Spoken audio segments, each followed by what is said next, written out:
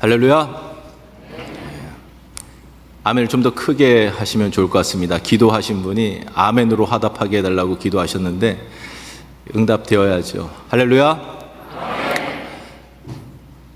오늘 본문이 한 절 말씀입니다. 본문이 짧다고 해서 설교도 짧을 것이라 생각하면 큰 오산입니다. 오늘은 믿음에 관해서 또 구원에 관해서 말씀을 나누려고 합니다. 너무나 중요한 주제입니다.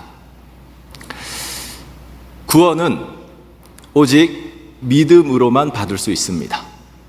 이것은 단순한 진리입니다. 이것은 영원히 변할 수 없는 완전한 진리입니다. 그런데 믿음으로라는 말이 단순한 문제가 아니에요. 오늘 말씀을 통하여서 여러분 진짜 예수 믿는다는 것이 무엇인지를 다시 한번 완전하게 정리되어질 수 있는 이 시간이 되기를 간절히 바랍니다. 오늘 말씀은 오직 의인은 믿음으로 말미암아 살리라. 그건 하박국서에 있는 말씀을 인용한 말씀입니다. 그러니까 이 말씀은 구약에도 흐르고 있는 중요한 말씀이고 신약에서도 흐르고 있는 아주 중요한 말씀이라는 것이죠. 근데 이게 믿음으로 말미암아 살리라 할 때 이 살리라를 사람들이 잘못 해석합니다. 예수 믿고 천국 간다. 죽으면 영원히 산다. 영생을 살아간다라고 이 말씀을 해석합니다. 이건 그런 의미가 아니라 이 세상에서부터 믿음으로 살아간다라는 의미입니다. 그러니까 믿음으로 살아져야 그 믿음이 진짜라는 겁니다. 믿음으로 살아가는 사람이 되어야 진짜 예수 믿는 사람이라는 겁니다. 믿음으로 사라지는 것이 경험되어지지 않으면 내 믿음은 진짜 믿음이라고 입증될 수가 없다라는 것입니다. 그러니까 여러분, 영생은 죽어서 시작되는 게 아닙니다. 영생은 언제부터 시작되어지느냐? 믿음의 여정이 시작되는 그 순간부터 영생을 살아가기 시작하는 겁니다. 지금 제가 믿음의 여정이라는 표현을 했는데요, 믿음은 일회성이 아닙니다. 과거에 단 한 번의 사건이 아닙니다. 믿음은 지속성이 있어야 됩니다. 믿음은 계속해서 발전되어져 가고 성장해가고 성숙되어져 가야 그 믿음이 진짜 믿음입니다. 그러니까 믿음은 산 믿음은 생명력이 있기 때문에 점점 성장하고 발전해가게 되어져 있어요. 그게 진짜 믿음이에요. 일회성이 아니라 지속성이 있어야 된다라는 것입니다. 사도 바울은 이런 표현을 그의 생애 마지막에 했습니다. 내가 믿음을 지켰으니. 이 한마디 단어 속에 그의 생을 얼마나 믿음을 지켜내기 위하여 고군분투하면서 살아왔는지 느껴지지 않습니까? 이게 어디 과거 한 번의 사건으로 끝나는 믿음입니까? 믿음을 평생 지켜내기 위하여 고군분투하면서 살아왔다는 거예요. 사도 바울이. 여러분, 그런 고군분투하는 믿음의 여정을 살아가고 있습니까? 오늘도 참 듣기 쉽지 않은 설교가 지금 선포되고 있습니다. 참 힘들게 눈길을 뚫고 왔는데 또 힘든 설교를 들어야 되나, 그런 분들이 계실지 모르겠습니다. 오히려 그렇게 오셨기 때문에 더 진리의 말씀, 여러분이 꼭 들어야 하는 말씀이 선포되어져야 된다고 생각합니다. 지금 여러분이 저를 좀 원망스러운 눈빛으로 쳐다보는 것은 제가 별로 두렵지가 않습니다. 제가 정말 두려워하는 것은 뭐냐면 그 마지막 심판날에 바깥 어두운 데에 내어 쫓겨서 거기서 슬피 울면서 이를 갈면서 이 목사 하면서 막 이를 갈까봐 그게 두려워요. 지금 제가 북한에 가서 설교한다면은 이런 설교할 필요 없습니다. 지난주 수요일 날 우린 선교사님 통해서 말씀을 들었습니다. 지금 북한의 지하교회 성도들이 아직도 모이고 있다는 거예요. 그들이 오히려 걱정한다는 겁니다. 왜냐? 세속화에 물들어가는 것이 너무너무 불안해 보이고 걱정되어서 물질 만능주의에 빠져들지 않도록 한국 교회를 위하여, 이민 교회를 위하여 오히려 기도하고 있다는 이야기를 들었습니다. 적어도 그들의 믿음은 다 진짜입니다. 환난과 핍박 속에서 숨어 들어가서 그 신앙을 지켜내는 사람들 중에 가짜가 있겠습니까? 그러나 한국과 미국은 아닙니다. 진짜도 있지만 가짜도 있습니다. 근데 오늘 이 시간에 눈길을 뚫고 오신 여러분들은 진짜일 가능성이 높다라고 생각은 합니다. 그런데 진짜여도 우린 크고 작은 차이이지 어느 부분 바이러스를 먹고 어느 정도의 오염이 다 되어져 있는 사람들입니다. 환난과 핍박이 사라진 시대, 오히려 기득권을 가지고 있는 시대가 되었다는 것은 낡은 부대가 되어져 있다는 것이고요. 이런 상황 속에서는 어느 누구나 예외 없이 다 오염된 부분들이 있다는 거예요. 그러는 당신은 진짜입니까? 라고 묻는 분이 계실지 모르겠는데 저도 오염된 부분이 있을 수밖에 없습니다. 그러니까 우리 모두 다 같이 평생 고민하면서 살아가야 돼요. 정말 예수 믿는다는 것이 무엇인지 그 고민이 멈추어지는 순간부터 우리는 변질되고 타락할 수밖에 없는 그런 연약한 존재라는 것입니다. 먼저 잘못된 신앙의 양극단이 뭔지 생각해 보겠습니다. 첫 번째는 율법주의입니다. 내가 구원을 이루어 보려는 그런 태도, 그걸 율법주의라고 하는데 그건 완전히 잘못된 신앙입니다. 우리가 하늘을 올라갈 수 있습니까? 우리가 우리의 힘으로 노력해서 천국으로 올라갈 수 있습니까? 그럴 수 없습니다. 불가능한 일입니다. 필리핀에 가보면은 이상한 이단이 있다고 합니다. 좀 생긴 것도 좀 이상한 교회 건물이 있는데 거기서 뭐라고 가르치냐 하면은 마지막 휴거 때에 마치 노아의 방주처럼 이 교회 건물이 그 안에 있는 사람들을 그대로 데리고 하늘로 올라간다라고 가르쳐요. 그럼 어떤 일이 벌어지겠습니까? 다 교회에 갖다 뭔가를 바치는 거예요, 자꾸. 그리고 교회 주변으로 다 이사 오는 거예요. 여차하면 뛰어 들어가야 되니까. 뭔가 지진이 나거나 뭔가 토네이도가 불어오거나 뭔가 조금 이상한 징조가 보이기 시작하면 다 뛰어 들어가는 거예요. 지금 막 웃으시는 분들이 계시는데 이 얼마나 우스꽝스러운 모습입니까? 그런데 이 우스꽝스러운 모습이 오늘날 교회 안에서도 발견되어진다는 겁니다. 예배 감격이 전혀 없어요. 근데 꾸역꾸역 나오는 거예요. 왜냐? 천국 가야 되니까. 봉사의 기쁨이 전혀 없어요. 늘 투덜투덜 하면서 봉사합니다. 그래도 그 자리를 지켜내요. 왜냐? 천국 가야 되니까. 완전히 잘못된 신앙입니다. 내가 천국 가기 위해서 뭔가를 하는 건 예배도 봉사도 진정한 예배도 아니고 진정한 봉사도 아닙니다. 진정한 예배는 여러분 이 자리에서 은혜 받고 겨우겨우 살아가는 패턴에서 이제 벗어나셔야 됩니다. 우리가 은혜 받는 자리는 어디냐 하면은 삶의 현장이에요. 삶의 현장 속에서 계속해서 끊임없이 폭포수와 같이 쏟아부어 주시는 하나님의 은혜를 날마다 생생하게 체험하고 그 은혜의 마음을 가득 가지고 와서 이 시간에는 마음껏 찬양하고 경배하면서 축제 예배로 올려드리는 거예요. 내게 베풀어 주신 은혜가 너무 감사하고 감격스러워서 기쁨으로 봉사의 자리에 손 걷어붙이고 가는 겁니다. 누가 알아주든지 말든지. 그게 진짜 예배고 그게 진짜 봉사라는 것입니다. 내가 천국 가기 위해서 하는 모든 것들은 다 이게 율법주의 될 수도 없다라는 것입니다. 또 다른 잘못된 극단은 구원을 날로 먹으려고 하는 겁니다. 좀 표현이 거시기 한데요. 이것보다 더 적절한 표현은 없다고 생각합니다. 구원을 너무 쉽게 생각해요. 영접기도 한번 잘하면 나는 구원은 나눈 당상이라고 생각해요. 내가 어떻게 살아가도 구원의 문제가 전혀 없다고 생각을 합니다. 이게 얼핏 보면은 아주 믿음이 좋은 것처럼 보여져요. 그들이 주장한 논리가 뭐냐면 하나님의 사랑이 너무 크기 때문에, 하나님의 은혜가 너무 크기 때문에 나는 어떤 죄를 짓고 살아가도, 아무리 형편없이 살아가도 하나님은 나를 구원해 주실 것이다. 어떻게 보면 믿음 좋아 보이잖아요. 근데 그 사람은 하나님의 사랑이 뭔지도, 하나님의 은혜가 뭔지도, 믿음이 뭔지도, 구원이 뭔지도 전혀 모르는 사람입니다.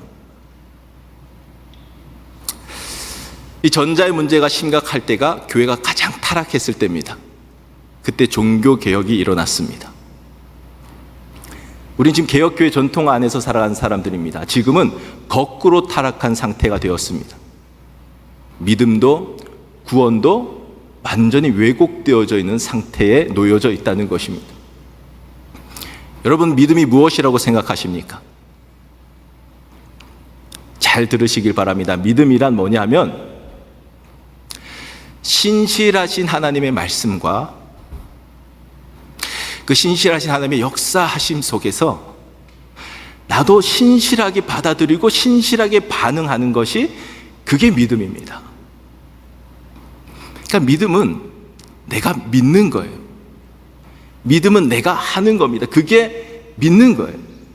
하나님은 여러분에게 강제로 믿음을 쑤셔 넣으시는 분이 아닙니다.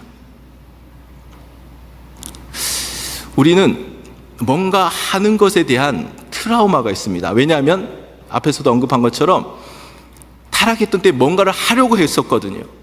무릎으로 성전 계단을 오르락 내리락 하고 선행을 많이 베풀고 구제를 많이 하고 열심히 성실하게 돈을 벌어서 면죄부를 사고 인간의 힘으로 뭔가를 해보려고 했어요. 그게 타락이라는 것을 오랜 시간이 지나서야 깨닫게 된 것입니다. 그러다 보니까 이제는 뭔가를 한다는 것에 대한 트라우마가 있어요. 여러분, 이 부분을 잘 생각하셔야 됩니다. 내가 믿는 건 뭘 하는 게 아니에요. 하나님이 다 이루셨습니다 할 때 다 이루셨다는 건 뭘 이루신 거냐면 복음을 이루신 거예요. 복음을 완성시키신 겁니다. 거기에 인간이 1%라도 개입한 것 있습니까? 하나님이 세상을 사랑하셔서 독생자를 보내주셨지 우리가 요청이라도 했습니까? 예수님이 우리를 대신하여 십자가에 못 박혀 죽으셨지 우리하고 상의라도 하셨습니까? 하나님이 그 예수님을 다시 무덤에서 일으키셨지 우리가 돌이라도 좀 옮겨놓기라도 했습니까? 인간이 복음을 완성하는데 1%도 개입하지 않았어요. 하나님이 다 하셨다는 건 복음을 하나님이 일방적으로 하나님의 주권으로 완성하셨다는 것입니다. 그것을 우리가 믿음으로 받아들여야 된다는 거예요. 하나님이 다 해주신 것을 떠먹여 주시는데 그걸 우리가 받아서 씹고 받아 먹어야 된다는 겁니다. 그걸 우리가 해야 된다는 거예요. 그건 근데 뭘 하는 게 아니라는 것입니다. 이거 여러분 정확하게 잘 이해하셔야 돼요. 우리가 복음을 믿어야 되는데 그 복음을 믿기 전에 해야 할 일이 있습니다. 그게 뭐냐? 그게 바로 회개예요. 예수님께서 공생애를 시작하면서 가장 먼저 하신 말씀이 뭡니까?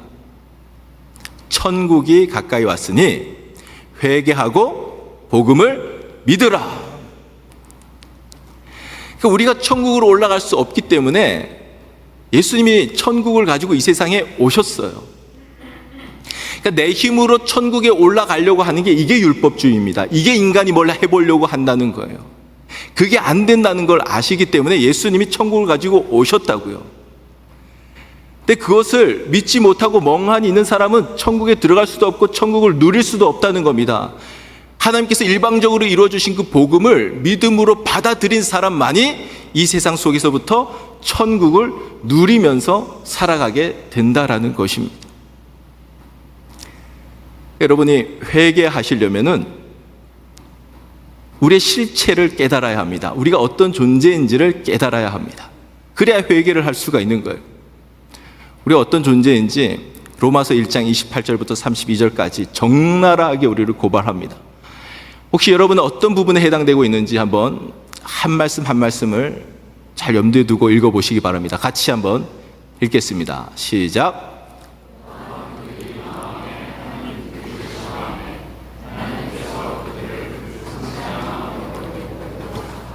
합당하지 못한 일을 하게 하셨으니 곧 모든 불의, 추악, 탐욕, 악의가 가득한 자요 시기, 살인, 분쟁, 사기, 악독이 가득한 자요 수근수근하는 자요 비방하는 자요 하나님께서 미워하시는 자요 능욕하는 자요 교만한 자요 자랑하는 자요 악을 도모하는 자요 부모를 거역하는 자요 우매한 자요 배악하는 자요 무정한 자요 무자비한 자라.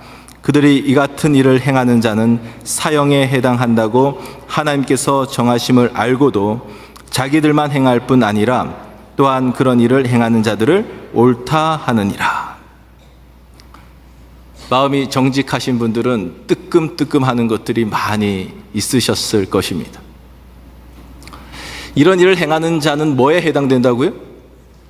사형에 해당된다는 겁니다. 우리의 육신의 사형도 끔찍한 일입니다. 그러나 그것은 잠깐 지나가는 일입니다. 이건 지금 영혼의 사형을 말씀하는 거예요. 영원한 사형에 처해져 있었던 사람들이라는 것입니다. 이 상태를 아는 사람만이 십자가를 필요로 합니다. 이 상태를 깨달은 사람만이 십자가에 달리신 예수님을 필요로 합니다. 십자가에서 흘리신 보배로운 피를 필요로 합니다. 그 보배로운 피만이 이 더러운 죄를 씻을 수 있는 것이구나.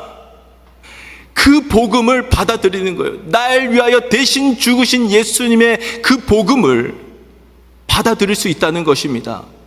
내 실체를 깨달은 사람만이.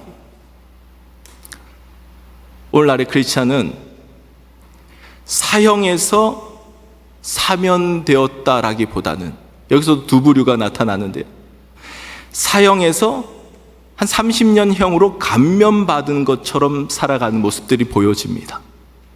여전히 죄에게 종노릇하면서 살아가는 거예요.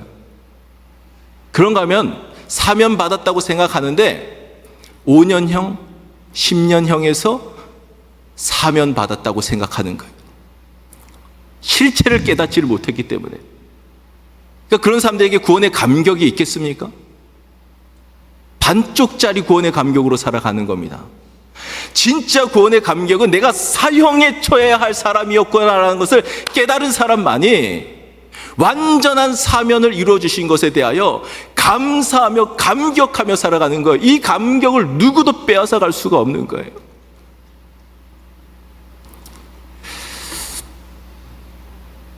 이 사형수의 상태, 이게 바로 옛사람입니다. 예수님을 믿는다는 것은 뭘 의미하느냐 하면 이 옛사람을 십자가에 못 박은 것을 의미합니다. 우리가 옛사람의 상태일 때는요, 죄를 지어도 전혀 억울한 일이 아닙니다. 왜냐하면 우리는 죄에게 종노릇하던 사람들이었기 때문입니다. 죄가 우리를 장악하고 있었기 때문에 우리는 죄를 지을 수밖에 없는 존재들입니다. 그러니까 억울할 게 전혀 없는 거예요. 근데 이제는 전혀 달라졌습니다. 이제는 죄를 지으면 억울한 거예요. 왜냐하면 지지 않을 수 있었기 때문에. 죄에게 지지 않을 수 있는 가능성과 힘과 능력이 이미 우리 가운데 있기 때문에 내가 죄에 걸려 넘어지는 건 너무너무나 억울한 일이에요. 분통을 터뜨릴 일이에요. 내가 또 졌구나. 지지 않을 수 있었는데 내가 오늘 또 졌구나. 분통을 터뜨릴 일이라고요. 전혀 죄를 이길 수 있는 가능성이 없었던 상태와 죄를 이길 수 있는 가능성이 있는 상태는 이게 별 차이 없어 보이지만 어마어마한 차이입니다. 그럴 수 있는 가능성이 생긴 이유가 뭐냐? 예수님이 우리 안에 계시기 때문입니다. 나는 옛사람은 죽고 이제 주님이 우리 안에 주인이 되셨기 때문입니다. 여러분, 예수 믿었다고 죄 안 짓습니까? 예수 믿어도 죄 짓잖아요. 어제도 지었고 그저께도 지었고 일주일 전에도 지었고 하다못해 오늘 오는 차에서도 투닥거리면서 죄를 지었고 지금도 죄를 마음에 품고 이 자리에 있는 경우도 있고. 지금 우리의 상태는 어떤 상태냐면 로마서 7장에서 바울이 고백한 바로 그 상태입니다. 선을 행하기를 원하는 내게 악이 함께 있도다. 여러분에게 선을 행하는 마음이 없습니까? 있지요. 그런데 악이 함께 있잖아요. 그래서 어떤 때는 우리가 선을 선택하기도 하지만 어떤 때는 악에게 지기도 하잖아요. 지금 그것이 우리의 상태예요. 여기에 우리의 연약함이 있고 여기에 우리의 고민이 있습니다. 사도 바울도 이 고민과 이 번뇌 속에서 살아가던 사람입니다. 근데 로마서 7장이 여기서 끝나지 않아요. 마지막에 어떻게 결론 맺습니까? 우리 주 예수 그리스도로 말미암아 하나님께 감사하리로다. 할렐루야. 갑자기 분위기가 반전되어집니다. 누가 등장해서요? 예수님이 등장해서. 예수님의 이름이 등장하는 순간 분위기가 완전히 반전되어지는 거예요. 고민이 감사로 바뀌어지고요, 번뇌가 찬양으로 바뀌어지는 겁니다. 예수님으로 말미암아. 그렇기 때문에 예수님은 영접 기도할 때만 필요한 분이 아니라 예수님은 우리에게 계속 필요한 분이에요. 왜냐하면 신앙인의 삶은 죄와 피 흘리기까지 싸우면서 살아가는 인생이거든요. 근데 우리 힘으로 죄를 이길 수 있는 능력이 우리 가운데는 없어요. 그렇기 때문에 우리 안에 이미 들어와 계시는 예수님을 바라보아야 하고, 예수님의 이름을 붙잡아야 하고, 그 이름의 능력으로 담대하게 나아가서 죄와 싸워서 이기면서 살아가는 인생이에요. 그게 신앙인이라고요. 그 예수님으로 말미암아 살아가는 사람이 믿음으로 말미암아 살아가는 사람이라는 것입니다. 24시간 주님을 바라보아야 합니다. 여러분, 믿음은 관념이 아닙니다. 믿음은 형식이 아닙니다. 믿음은 실제입니다. 실전이. 에머슨이 이렇게 말했습니다. 우리 뒤에 무엇이 있느냐, 우리 앞에 무엇이 있느냐는 우리 안에 무엇이 있느냐에 비하면 아주 작은 문제이다 라고 말했습니다. 왜 우리의 지나간 과거의 그 문제가 왜 그렇게 크게 느껴지는 것이겠습니까? 왜 미래에 아직 일어나지도 않을 일이 왜 그렇게 두려운 것이겠습니까? 예수님이 내 안에 계시다는 것이 느껴지지 않기 때문에 그런 것입니다. 예수님이 내 안에 계시는 게 느껴지면 우린 그 과거의 늪으로부터 벗어날 수 있는 거예요. 과거의 어떤 상처로부터도 벗어날 수 있는 거예요. 미래의 어떤 불안함, 어떤 두려움으로부터도 벗어날 수 있는 거예요. 예수 그리스도로 말미암아 오늘의 현실을 믿음으로 이기며 승리하면서 살아가는 인생이 진짜 예수 믿으며 살아가는 사람의 모습이라는 것입니다. 이제 구원에 대해서 생각해 보겠습니다. 구원이라는 것은 그냥 예수 믿고 천국 가는 것, 이 정도의 문제가 아닙니다. 구원이라는 것은 뭐냐면 하나님과의 관계가 회복되어지는 것을 의미합니다. 죄로 말미암아 우리가 하나님과의 관계가 깨어졌거든요. 근데 그것이 다시 회복되어지는 것이 바로 구원입니다. 이걸 다른 표현으로 하면 말씀대로 살아가는 사람이 될 때 그 사람이 구원의 자리에 선 사람입니다. 원래 말씀대로 살도록 지으셨거든요. 그런데 죄로 말미암아 말씀대로 사는 기능이 고장나 버렸습니다. 구원의 자리에 선다는 것은 뭘 의미하냐면 다시 말씀대로 사는 사람이 되는 것을 의미합니다. 제가 어떤 통계 자료를 보다가 아주 충격을 받았습니다. 오늘 한국 교회 안에 말씀에 반응하는 사람의 퍼센테이지가 2%라고 합니다. 제가 설마 아무리 그래도 2%밖에 안 되겠나라는 생각이 들다가 딱 떠오른 말씀이 있어요. 그게 뭐냐 하면 마지막 때가 되면 노아의 때와 같을 것이다. 예수님의 말씀이에요. 노아 시대에 구원받은 사람이 몇 명입니까? 8명이에요. 노아 가족 8명만 구원받았습니다. 그 시대 인구가 얼마인지 알 수 없지만 8명은 2%보다도 훨씬 적은 숫자입니다. 2%일지 5%일지 모를 일입니다. 그건 아무도 알 수가 없습니다. 그러나 분명한 사실은 소수라는 것은 분명합니다. 주님께서 친히 말씀하셨잖아요. 영생의 자리는 좁은 문으로 들어와서 좁은 길로 걸어가는 사람들만이 그 자리에 갈 수가 있는데 그 길은 찾는 자가 적다라고 예수님께서 말씀하셨어요. 제가 간절히 기도하는 것은 뭐냐 하면 우리 교회 어린아이까지 하면 한 300명 정도 되는 모든 성도가 다 그 소수의 자리에 서기를 간절히 기도하는 겁니다. 그걸 위해서 여러분이 좀 듣기 힘들고 부담스러운 말씀일지라도 계속 말씀을 전하는 거예요. 그러면 제발 말씀에 반응할 수 있기를 바랍니다. 피리를 불어도 춤추지 않고 슬피 울어도 가슴을 치지 않은 이 세대 풍조에 휘말려 살아가지 마시고 하나님의 말씀에 반응할 줄 아는 사람들 되시기를 간절히 바랍니다.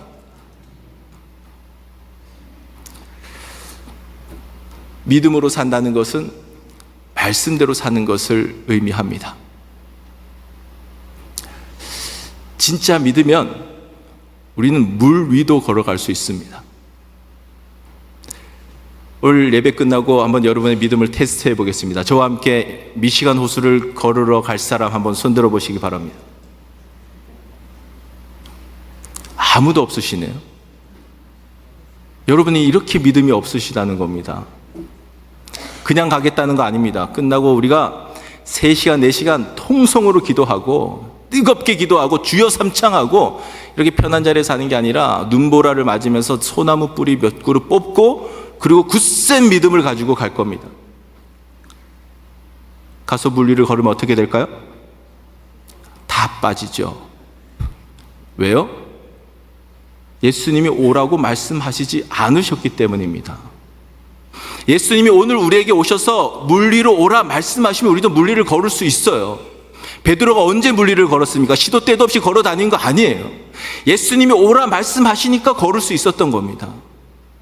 오늘 우리가 믿음으로 예수님께서 말씀하셔서 순종한다면 요단강이 갈라진 것처럼 오늘날에도 미시간 호수도 갈라질 수 있습니다. 지금도 물고기 그물이 찢어질 정도로 잡을 수 있습니다. 예수님이 말씀하신 곳에 던지면 이 물이 포도주로 바뀔 수 있습니다. 예수님이 말씀하시면.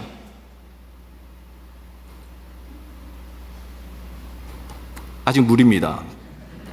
제가 말하면 안 바뀌어요. 근데 예수님이 말씀하시면 바뀌어지는 거예요. 그러니까 중요한 건 뭐냐 하면 예수님이 오늘 나에게 뭐라고 말씀하시느냐, 이게 중요한 문제라는 것입니다.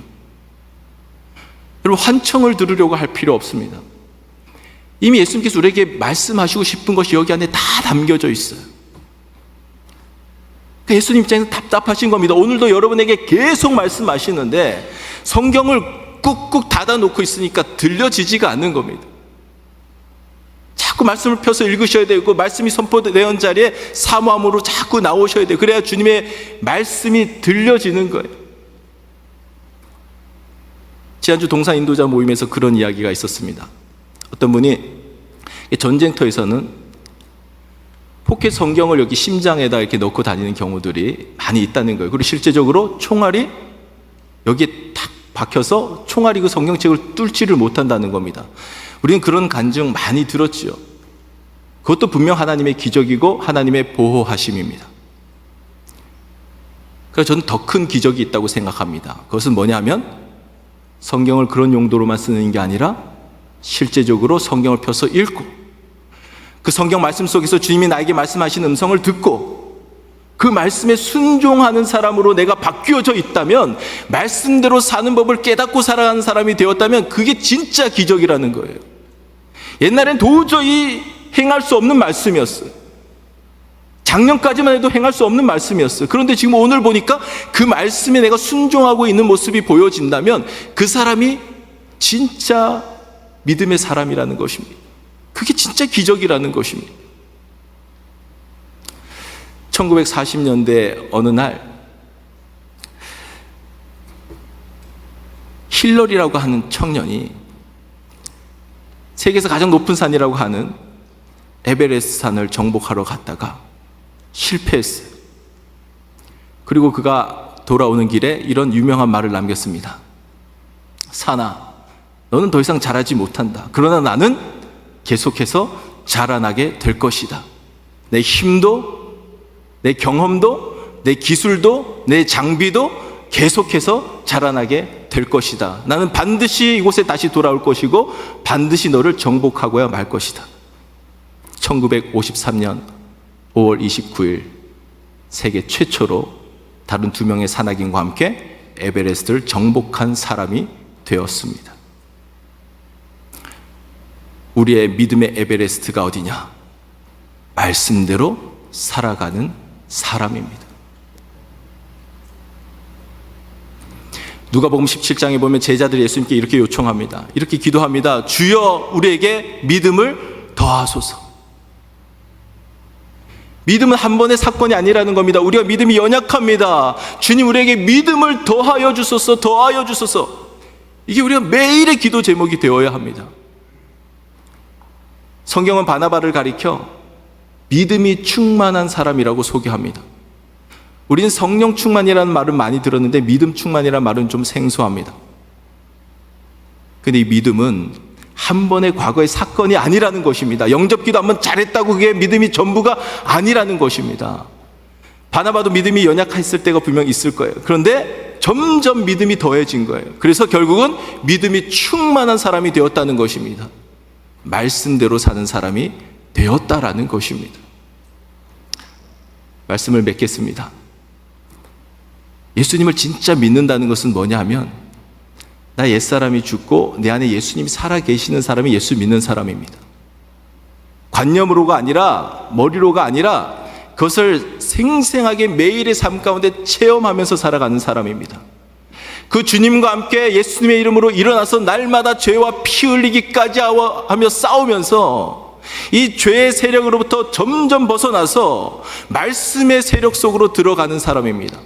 이제는 완전히 말씀의 다스림 가운데 살아가는 사람입니다. 그 사람이 믿음의 에베레스트에 선 사람이라는 것입니다. 그 자리는 소수의 사람들만 간다는 것입니다. 우리 라이프크릭 교회 모든 성도님들은 다 그 소수의 자리에 세워질 수 있게 되기를 주의 이름으로 간절히 축원합니다.